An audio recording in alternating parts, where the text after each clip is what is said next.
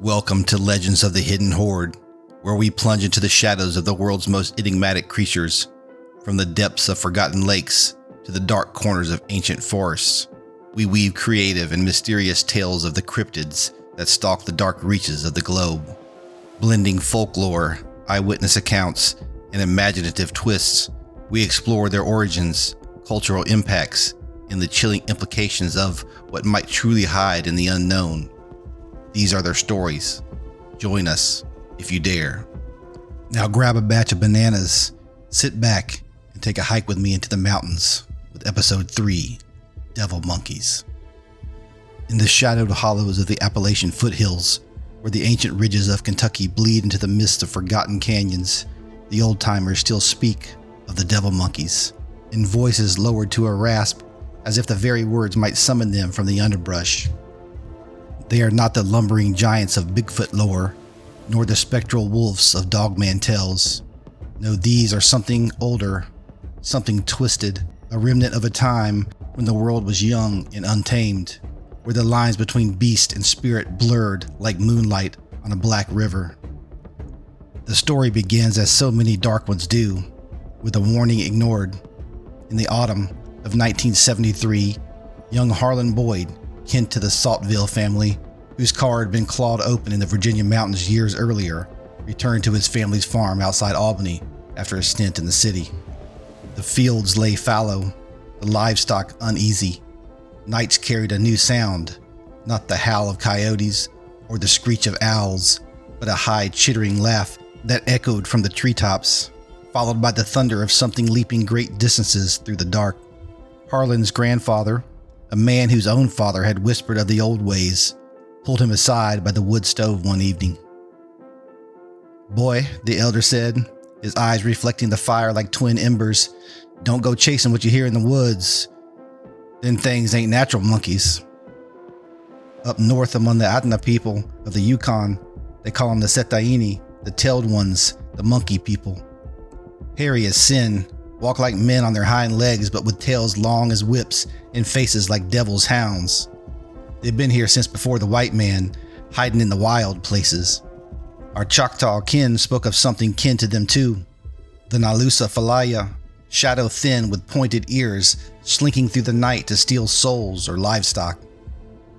But these ones, these devil monkeys, they leap like the chupacabra down south, tear open barns, rip the throats from cattle, and leave nothing but three-toed tracks and the stink of something ancient and wrong." Harlan laughed it off, calling it hillbilly superstition. But that night, under a moonless sky, the screams began. His prized sheep were found at dawn, their bodies savaged not by teeth alone, but by claws that left gashes like knife wounds. 3 parallel lines, deep and deliberate. Tracks circled the barn, small, almost delicate prints for a creature that stood 4 to 5 feet tall, yet powerful enough to vault fences in a single bound. Harlan armed himself with a shotgun and a lantern, venturing into the tree line where the undergrowth whispered secrets. There in the gloom, between the pines, he saw it. Not a bear, not a wolf, not any beast categorized in books. It crouched on powerful kangaroo-like hind legs, shaggy fur the color of dried blood and taffy, a white blaze running down its neck like a scar from hell itself. Its face was canine, baboon-muzzled, with protruding jaws lined in yellow fangs and eyes that glowed faintly, reflecting the lantern light with malevolent intelligence. A long, bushy tail, lashed behind it, curled like a question mark from some forgotten nightmare. It reared up, shorter forelimbs flexing with razor claws, and let out that chittering laugh, half screech, half mockery. Harlan fired once, the shot cracking the night like thunder. The creature bounded away in a single leap that carried it 20 feet into the canopy, vanishing as if the trees themselves had swallowed it. But it did not flee forever. Over the following weeks, it returned. Harlan's grandfather was found one morning slumped against the barn door, 3 fresh scratches across his chest. Not deep enough to kill, but enough to leave him muttering of the tailed ones until his dying breath. Neighbors whispered of similar horrors. The 1959 Saltville attack, where Pauline Boyd described the same taffy-furred horror ripping at a convertible top. The 1934 Tennessee leaps across open fields that made national papers. Even distant echoes from British Columbia in 1969, where John Green tracked 3-toed prints left by a long-tailed monkey in the Momquam wilds. And of course, up north, the Adna Elder still told of the Setaini, human-like yet tailed, hairy wanderers who haunted the Wrangell Mountains, sometimes benevolent, sometimes vengeful, guardians of the old forest. The devil monkeys, Harlan came to understand, were no mere animal. It was folklore made flesh, a bridge between the pre-Columbian wilds and the modern world's forgotten edges. Some nights, from his window, he glimpsed it perched in the branches, watching with these glowing eyes, not hunting blindly, but studying, as if measuring the intruders who had paved over its ancient domain. It attacked, not for food alone, but for territory, for the thrill of reminding humans that the wilderness still had teeth. In Chicago's suburbs last year, a family would photograph a similar beast, rearing up after mauling their dog, its wolf-monkey-devil hybrid form captured in a flash before it vanished into the night.